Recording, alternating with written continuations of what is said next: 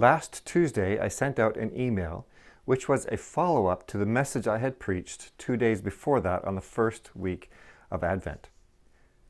The first week of Advent, we looked at Matthew chapter 24. And although that passage is not about the rapture, that wasn't the point of it at all, I did feel I needed to say something about the rapture during that message. And after the service, several of you thanked me for what I said. And then I sent out an email on Tuesday, which was a follow-up to that message. And several people responded to that email, and I've heard that there have been other discussions happening. And so I think that's a really good thing. So this video is a follow-up to that follow-up email to the message on the first Sunday of Advent. Earlier this week, for some reason, I was listening to a Christian radio station in the car, and I don't usually do that. I usually use my phone and have it connected by Bluetooth and play different songs. But the radio came on, and the guy on the radio said this: every Christian believes in the rapture. So obviously that caught me off guard, but I couldn't rewind it, and I didn't know what context was happening, but it made me think, I think it's a good time to make another video regarding this topic. So first of all, let me say that every Christian does not believe in the rapture. For example, here is one of the textbooks that we used at Canadian Bible College over 30 years ago. And the author of this textbook, Millard Erickson, referring to 1 Thessalonians chapter 4, verses 13 to 18, says this: it's very difficult to find a secret coming of Christ in these verses. And then Michael Bird, in his textbook, he's an Australian theologian. In this evangelical theology textbook, he refers to 1 Thessalonians chapter 4. Again, especially those verses where it says, after that, we who are still alive and are left will be caught up together with them in the clouds to meet the Lord in the air. And so we will be with the Lord forever. And he says here, the coming of the Lord is the parousia. You might have heard that word before. A full descent to earth, but not a partial descent to pick up Christians who were launched into the sky like bottle rockets. This is confirmed in the background to the imagery. So let me assure you that not all Christians believe in the rapture. And that is okay. We don't all have to agree on this issue because the rapture is not one of our core beliefs.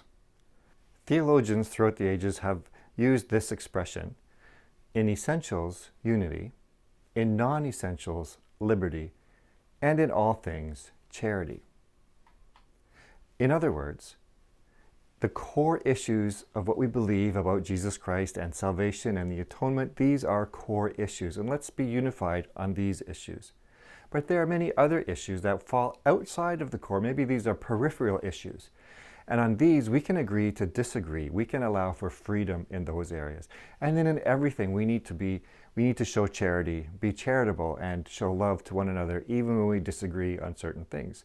So maybe it's easier to picture it like an archery target. If you've been to Bible camp and have done archery, the target looks something like this. And at the very center is the core. And then there are outer rings that get less important and score less as you move outward. And so at the very core of our belief, we want to have unity. But then some of these outward circles, we call them peripheral issues. It's okay to disagree on some of these things. And I want you to know that the rapture is one of these areas where we can disagree. It is a peripheral issue. It is not what we refer to as a first order issue. And so it's fine if we agree to disagree on these things. When I say that there is no rapture, I'm referring to the belief that believers will be snatched away. They will be raptured up into the clouds, and it will be a secret rapture. So only believers will know that it's happening. Unbelievers will be surprised to find their friends and loved ones one day suddenly missing. The unbelievers will be left behind. And then, 7 years later, the Lord will appear again with the believers and bring judgment on all who don't believe. This belief has spawned a lot of popular culture, especially in the Left Behind movies and books. And even long before that, Larry Norman was one of maybe the first Christian rock and rollers. And he has a very popular song. It's playing in the background right now. He says, "A man and woman asleep in bed. She hears a noise and turns her head. He's gone. I wish we'd all been ready. Two men walking up a hill, one disappears and one's left standing still. I wish we'd all been ready. I wish we'd all been ready. There's no time to change your mind. The sun has come and you've been left behind. I find it peculiar that those who believe in the rapture can't even agree on when it's going to happen. Is it going to happen before the 7 years? Will it be mid-tribulation, or will it be at the end? And I think the reason for that is because the Bible isn't explicitly clear on this issue. You know, when people come up with this theology of the rapture, they will take verses from Revelation chapter 20 and 1 Thessalonians 4 and sometimes Matthew chapter 24 and then some things from Daniel, and they piece these things together and come up with this concept of this rapture. And I think that's not how the Bible was written.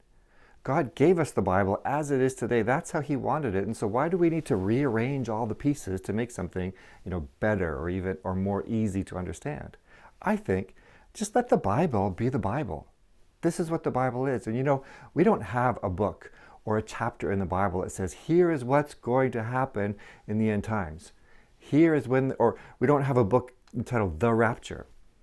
And so there's only a few verses here and there. In fact, the millennium is only mentioned once. It's in one chapter, Revelation chapter 20, in the entire Bible. And so to me, it doesn't seem like these are main things. These aren't the emphasis that God is wanting us to emphasize. Let's keep the main thing the main thing. And let the Bible be the Bible. 1 Thessalonians was written to a church that Paul had in mind, and there were specific issues he was addressing. And so let's not take a verse from here and a verse from there and make it into something different. But that is in fact what happens in the Left Behind series, especially from Matthew chapter 24. They take Matthew chapter 24 verse 40, which I've already shown you, means the complete opposite of what the Left Behind novels are trying to say, and they put it in their advertising. And if you take that one verse out of context, it does kind of seem like that's what the verse is saying. But when you read Matthew as a whole, you realize, oh, it's actually saying the opposite. So let's just let the Bible be the Bible. Let's let the main things be the main things. Let's focus on having unity in those core issues. And let's allow freedom for people to think differently on some of the peripheral issues. But I'm not saying just give up, don't worry about delving deep into these things, because it's really fun. It's really great for us to get into, when does the rapture happen, and is there a rapture, and what does Revelation say here? It's not useless. Even though it may not be a core issue, it's enjoyable for many of us. And actually, when you're doing these things, when you're wrestling with this kind of stuff, you know what you're doing? You're thinking the thoughts of God as you do this. Isn't that wonderful? And so I'm not saying don't get deep into those things, but what I am saying is don't lose the main point. You see, in Matthew chapter 24, the main point has nothing to do with the rapture. The main point is that we have no idea when the end is going to come. Nobody knows. And so therefore, you need to be ready, because it can come at any moment. That's the main point. That's what we should be doing. And if the rapture comes and I get raptured, I'm like, oh, I guess I was wrong. Oh, well, I'm being raptured now. Or if the rapture doesn't come and you realize, oh, it didn't happen, well, it's going to happen however God wants it to happen, and it's too late. So the point is, be ready for when that comes. So go ahead and delve into these mysteries of the Bible and of theology, but don't get sidetracked. Don't let that be an excuse for you not living as if, don't let it be an excuse to not be ready and to not live prepared, because that really is the main point of all of these end times Bible verses. Thanks for watching. Thanks for listening. Don't shy away from delving deep into the scriptures and delving deep into theology. Just don't forget the main point. Keep the main point the main point. And let's remember, our goal is, in essentials, to have unity. In the non-essentials, we give liberty. And in all things, we show charity and love to one another.